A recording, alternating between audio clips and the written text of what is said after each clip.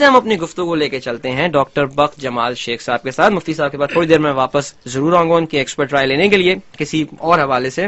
بخت صاحب جو ہیں ڈاکٹر بخت جمال شیخ صاحب executive vice president head of operations in Dawood Family Takaful Limited. اچھا ڈاکٹر صاحب، ایک ایسے ملک میں جہاں پہ انشورنس، ایک سوال جو میرے ذہن میں، جہاں پہ انشورنس کی اپنی پینیٹریشن بہت کم ہے اور لائف انشورنس بیچنا، بیکاز ہم پاکستانی بھائیوں کو تو ذہن میں یہ ہے نا کہ مجھے تو مرنا ہی نہیں ہے کبھی، تو میں کیا پلاننگ کروں، وہاں پہ ذرا ہمیں بتائیں تکافل اور فیملی تکافل بیچنا کتنا چیلنجنگ کام ہے. عدیل اظہر صاحب، بہت بہت شکریہ آپ کا. مفتی صاحب نے بہت تفصیلاً روشنی ڈالی ہے کہ تکافل اور کنونشنل انشورنس میں کیا فرق ہے. میں اس میں ایک چھوٹی سی بات اس میں اضافہ کروں گا. جیسے آپ نے فرمایا کہ یہ نہ صرف مسلمانوں کے لیے اپیلنگ ہے لیکن جو نان مسلم ہیں وہ بھی اس کی طرف جا رہے ہیں. بالکل. اس کا ایک ریزن یہ بھی ہے کہ جو تکافل آپریٹرز ہیں وہ کمپنی کو آپریٹ کرتے ہیں. جو کنونشنل انشورنس کمپنی ہے وہ جو فنڈز ہیں ان کے مالک ہوتے ہیں. جی. جو تکافل آپریٹر ہیں وہ ان کے مالک نہیں ہوتے، وہ صرف اس کے مینیجر ہوتے ہیں اور اس کی مینجمنٹ فی لیتے ہیں. رائٹ.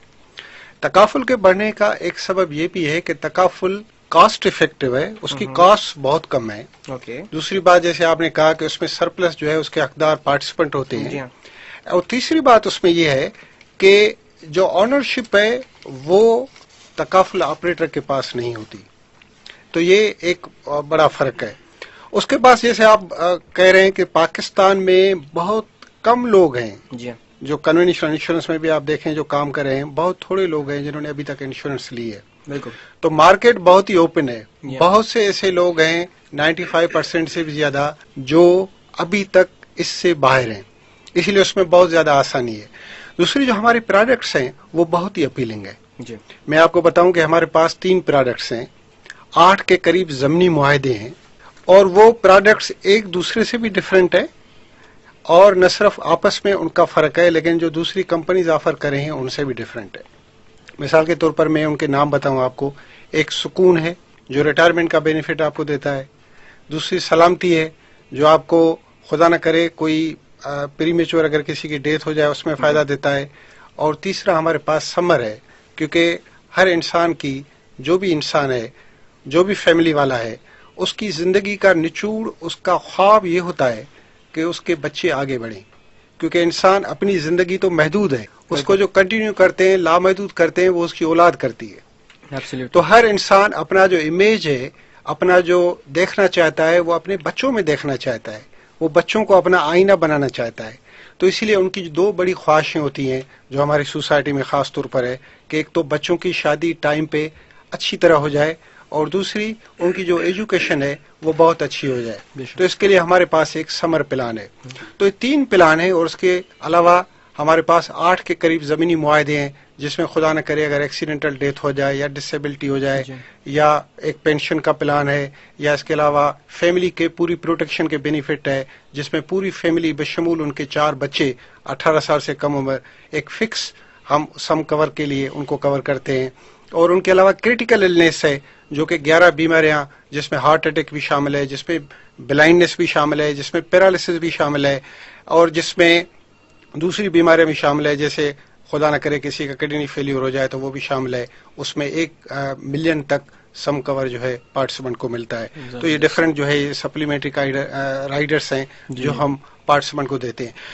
دوسری جو تکافل کی خاص بات ہے اس میں یہ ہے کہ ہمارے پاس یہ جو بھی پلان ہے ان میں 2 طرح کے فنڈس ہوتے ہیں. یہ سارے یونٹ لنک پلان ہیں. جی. یعنی آپ اس کی کمپیریزن اس طرح کر سکتے ہیں کہ جیسے آپ کی شرٹ میں 2 پاکٹس ہیں، جی. آپ کی قمیص میں 2 جیب ہیں.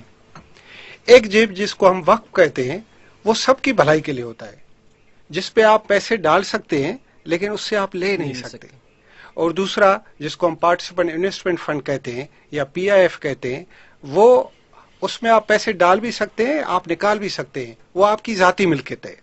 تو اس طرح 2 مختلف فنڈس ہوتے ہیں جو ان دونوں میں چلتا ہے. اور خصوصی بات میں سکون کی آپ کو بتاؤں کہ ساری کمپنی جو کنونشنل ہے یا تکافل ہے وہ یونٹ لنک پالیسیز اور یونٹ لنک سرٹیفکیٹس ایشو کر رہی ہیں، لیکن داؤد فیملی تکافل نے جو سکون ایشو کیا ہے اس میں ہم ریٹائرمنٹ پہ سم کور دیتے ہیں جو کہ اور کوئی کمپنی اس کو آفر نہیں کرے. تو یہ کچھ خصوصی باتیں ہیں. اس کے علاوہ ہم گروپ میں بھی آپریٹ کر رہے ہیں.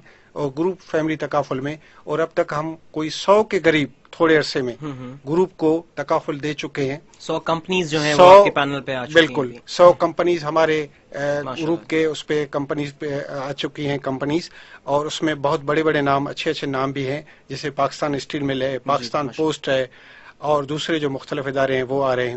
تو اس کی کاسٹ افیکٹونیس کی وجہ سے، جی اس کی ٹرانسپیرنسی کی وجہ سے، اور اس کی شرح کمپلائنٹ انویسٹمنٹ کی وجہ سے، اور چوتھی بات جو آپ نے بتائی کہ سرپلس جو ہے وہ پارٹیسپینٹ کو واپس جاتا ہے.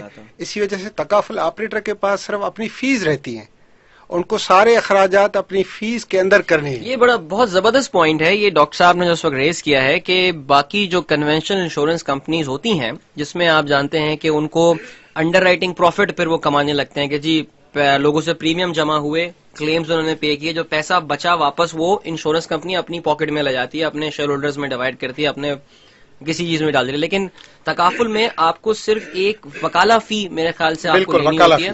جیسے 100 روپے جمع ہوئے، اس میں 45-50 روپے جو بھی پرسنٹیج آپ لوگوں کے میمورینڈم وغیرہ میں ہوتا ہوگا سلسلہ، ایک بار لینے کے بعد بس آپ کی انکم وہی ہوتی ہے میرے خیال سے. Correct me if I am wrong. ہمارے بالکل وہی ہوتی ہے، اور جو شیئر ہولڈرس ہیں وہ اس سے زیادہ کچھ بھی نہیں لے سکتے. اگر ان کے خرچے بڑھ جاتے ہیں تو اپنے فنڈ کو ڈیبٹ کر سکتے ہیں، پارٹیسپینٹ کے فنڈ کو نہیں کر سکتے. تو اس طرح کافی ٹرانسپیرنسی ہے.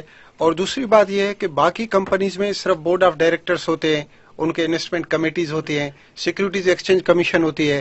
سیکیورٹیز ایکسچینج کمیشن سے داؤد فیملی تکافل کو مئی 2008 میں لائسنس دیا گیا. اور داؤد فیملی تکافل اسی لحاظ سے اس کو خصوصی اہمیت حاصل ہے کہ کسی بھی کمپنی کا پیڈ اپ کیپٹل 75 کروڑ روپے نہیں ہے جو داؤد فیملی تکافل کا ہے. زبردست. اور داؤد فیملی تکافل جب انکارپوریشن کے لیے اپلائی کیا تھا تو اس وقت جو ریکوائرمنٹ تھی وہ صرف 25 کروڑ تھی. بعد میں سیکیورٹیز ایکسچینج کمیشن نے اس کو بڑھا کے 50 کروڑ کیا، لیکن داؤد فیملی تکافل نے خود والنٹرلی 75 کروڑ کا پیڈ اپ کیپٹل رکھا. اور دوسری بات یہ ہے کہ پیچھے سپورٹ جو ری تکافل کمپنیز ہیں، ہینور ری تکافل کمپنی ہے جو بہت ہی نامور کمپنی ہے، اور وہ بحرین میں انکارپوریٹ ہے، وہ ہمارے گروپ فیملی تکافل کو ری تکافل کرتی ہے. اس کے علاوہ مینوخ ری تکافل کمپنی ہے، وہ بھی دنیا کی سب سے بڑی کمپنی ہے. اس کی جو ری تکافل انکارپوریشن ہے وہ کوالالمپور ملیشیا میں ہے، وہ داؤد فیملی تکافل کو سپورٹ کرتی ہے، انڈر رائٹنگ اور دوسری جو بھی چیزیں ہوتی ہیں. بالکل. Thank you very much doctor صاحب کے ساتھ کافی اچھا جاننے کو ملا.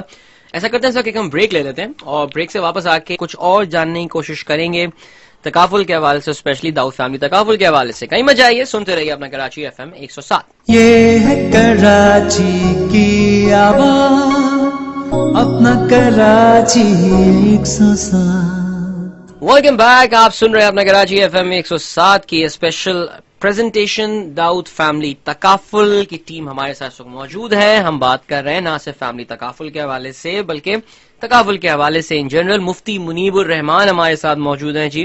ہی is heading he is chairman Shariah supervisory board of Dawood Family Takaful Limited. اس کے علاوہ ڈاکٹر بخت جمال شیخ صاحب ہمارے ساتھ موجود ہیں، head of operation executive vice president Dawood Family Takaful. Sir doctor صاحب ہمیں کچھ کمپنی کے حوالے سے اگر آپ اور مزید بتا سکیں، کہاں کہاں پریزنس ہے پاکستان میں آپ لوگوں کی؟ آئی تھنک 2008 میں آپ نے بتایا کہ آپ لوگوں کو لائسنس ملا.